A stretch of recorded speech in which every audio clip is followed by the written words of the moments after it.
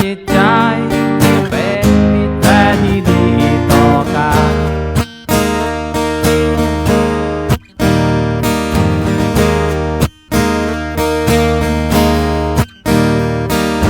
เมื่อชีวิตผ่า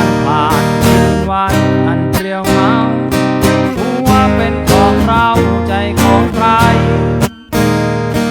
มีชีวิตเพื่อสู้คืนวันอันโหดร้าย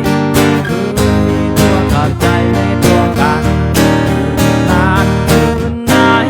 ใจแพ้ตัวคืนและวันอันน่ากลัวกลัวแพ้ใจท่ามกลางแสงสีวิไลอาจลงทางไปไม่ยากเย็นคืนนั้นคืนไหนใจเพ้อฝันคืนและวันฝันไปไปลิ้นเโลดดังนกน้อยเลี้ยวล่องลอยแรงลมโบกเพราะอัดโชคลงกลางทะเลใจ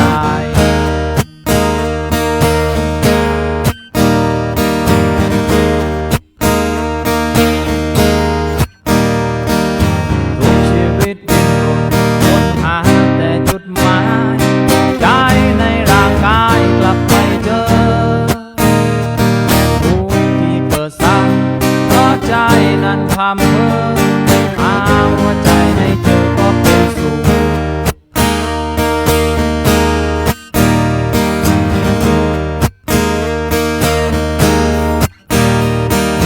ฉันและเธอ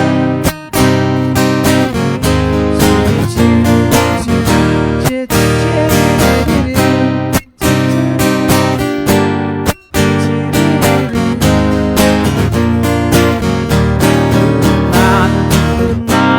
ใจแพ้ตัวคืนและวันอันน่ากลัวกลัวแพ้ใจท่ามกลางแสงสีวิไลอาจลงทางไปไม่ยากเย็นคืนนั้นคืนไหนใจเพ้อฝันคืนและวันฝันไปไกลลิบโลกดังนกน้อยล่องลอยแรงลมโบกเพราะอัดโชคลงกลางทะเลใจ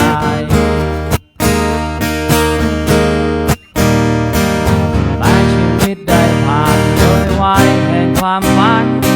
วันที่ผ่านมาอะไรจนมา เอาตัวไหนดีอ่ะ เฮ้ย ทำไม เฮ้ย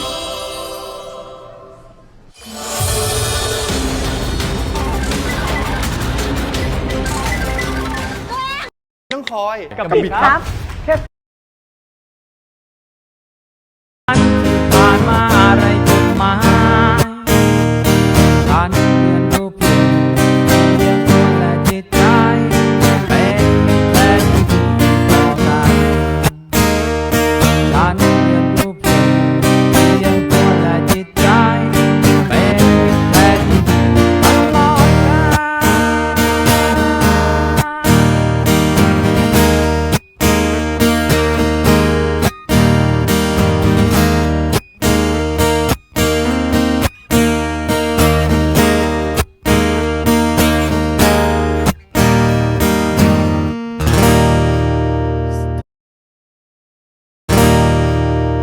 ทะเลใจ